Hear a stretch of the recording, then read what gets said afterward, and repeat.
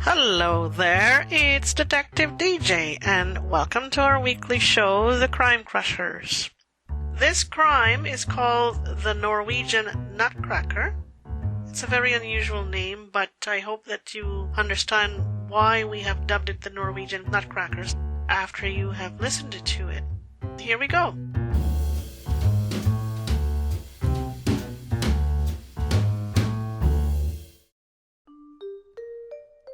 Okay, the Norwegian Nutcracker.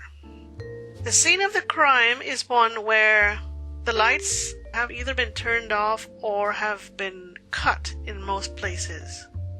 There's chaos everywhere. People are screaming and trying to find the doors. And tables loaded with food have been turned upside down. There were some people who were injured and they were lying on the floor. 3 of them were found seriously injured, and one was found dead close by. His mask had been ripped away from his face, and he had been shot point blank in the heart. Okay, we are assuming that the murderer committed this crime at this location because it was in a hall where many people were celebrating Halloween. And the perfect occasion for this murderer to have chosen to do what they did. It was at an exclusive masquerade ball, and the victim's reason for being there was that they were one of the guests of honor. He was an attendee, of course, and this is why we feel the murderer chose to do it here.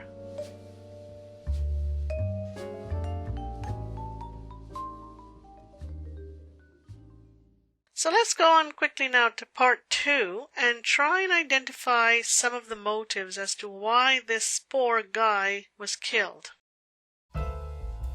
Someone had wanted to take control of the victim's business. The victim had been threatening to expose someone's secret. The victim had been refusing to cooperate with his former past.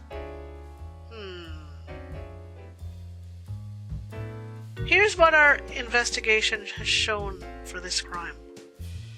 Matt Gregos, the victim, had managed to turn things around.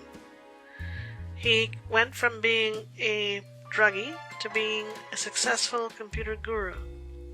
He had formed his very own successful computer company, but every now and then the drug world tried to reclaim him by threatening to expose his past. Someone had tried to buy him out, but he had refused to give in. He had also received death threats. He had developed a close relationship with his banker, but he had also accidentally stumbled upon his banker's secret. The banker had been embezzling money from his bank, and he had been recently appointed as president of his bank. Matt had pleaded with his friend to give himself up, but the banker would not listen. Matt had even threatened to go to the authorities, but this went on deaf ears. His friend wouldn't listen. Instead, the banker threatened to pull Matt's funding. Now, each year, Matt Gregos held a very exclusive masquerade ball at Halloween time, and this was his company's way of giving back to the community. Employees and their spouses were invited, as well as other persons from the community and around the area. None of the suspects that we have identified were invited to the ball. We've identified the following characters who could be dubbed as suspects: Elliot, Jim, and Paul. Elliot wanted to take control of Matt's business.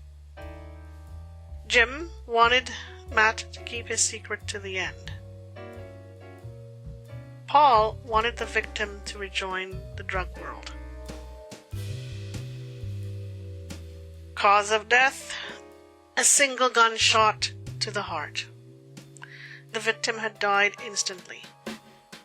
Here's how we think it was done. Invitations to the masquerade ball had gone out about a month ago, The murderer had not been invited, but somehow he had managed to get an invitation. The murderer went to great extent to find out what the victim would be wearing to the ball. He managed to obtain floor plans to the hall and knew where all the light switches and all the fuses were located. All went to plan on this fateful evening. The murderer had no difficulty using his fake invitation to get past the door person. He had no difficulty tracking the victim throughout the evening because he knew what the victim would be wearing. And just before everyone was supposed to remove their mask, he made his move. He managed to position himself next to the victim, put his arm around the victim, and then he whispered in his ear, "Time's up, Matt. Your time has come." Matt Gregos recognized the voice behind the mask. The Norwegian Nutcracker was the mask that the murderer was wearing. He was taken by surprise, and his first instinct was to run. But the murderer was heavier and bigger than him, and he pinned him. He pinned him to the wall, then ripped away Matt's mask. He then looked Matt straight in the eyes, then removed a Colt from his waistband. He pointed it at Matt's heart and pulled the trigger. Matt had no chance of getting away.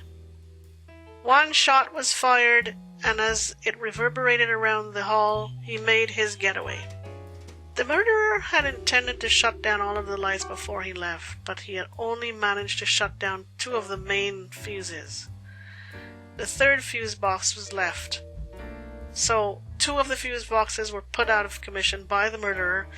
The third fuse box was left. Some lights were still burning when the police got there.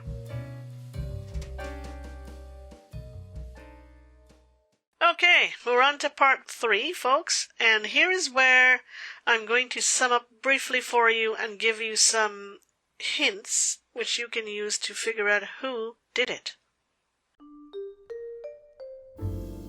First of all, the crime scene. You have a crime scene of total chaos and confusion again. People have been shot, people are trying to get out of the door, 3 people are seriously injured, 1 has been shot and killed, and 2 of the 3 fuse boxes have been put out of commission, so 1 fuse box is still there, which means there are still some lights burning in the hall. It was a masquerade ball at which the victim was at. It was the victim's habit to have an annual masquerade ball for Halloween every year. His company sponsored and ran this ball, and none of the suspects were invited to the masquerade ball, but one of them managed to get an invitation to this ball.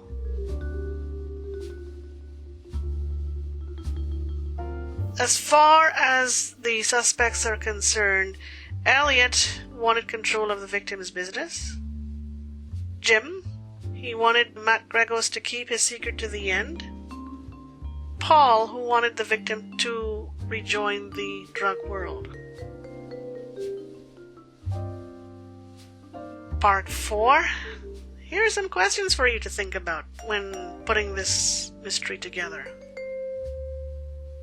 Who would have had the opportunity to get an exclusive invitation to the ball without having been invited? Who could have been in the best position to find out what Matt would be wearing that night? Those are the 2 main questions.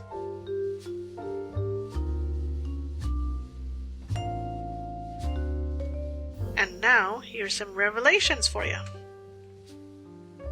The murder was carefully planned. The murderer used his close association to Matt to garner his information. He knew that he would not be invited to the ball, so he set about finding out his information through other sources. He tricked Matt's secretary by telling her that he had lost his invitation and he didn't know where to find it. So he used his charm to get another invitation from the secretary. The secretary was only too glad to oblige. She believed him, hook, line, and sinker. In return for getting him the invitation, the killer took the secretary out to dinner, which she thoroughly enjoyed, and it was at an expensive restaurant as well. He told her not to tell Matt about the incident of the invitation, and she readily agreed. A few days before the masquerade ball, the killer phoned the masquerade company, where all the costumes would be. He told the salesperson that he wanted to rent a mask, but he wanted to make sure that he did not rent the same one as Matt. She bought the story as well, and she told the killer very readily what Matt would be wearing, and she made sure that he would get another mask. The killer rented a mask titled the Norwegian Nutcracker's mask. Very unobtrusive mask, no one would have suspected anything.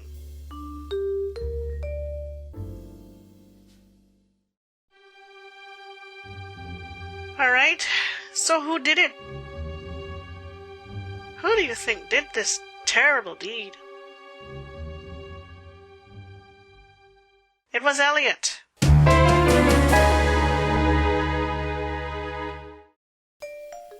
Elliot worked with Matt. He was Matt's brother. He had wanted to buy out Matt, but Matt had refused. He was very jealous of Matt, and he had even convinced Jim to call Matt's loan in as part of his jealousy. And he also convinced Jim to lend him enough money to buy out Matt. Jim went along with this because he wanted to stop Matt from turning him in. But Jim had no idea that Elliot had been planning murder. So there you have it, folks. The murderer for this week is Elliot, Matt Gregos' brother, and he was duly convicted.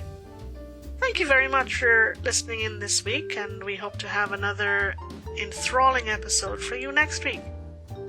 You have a great week, and see you later. Bye-bye.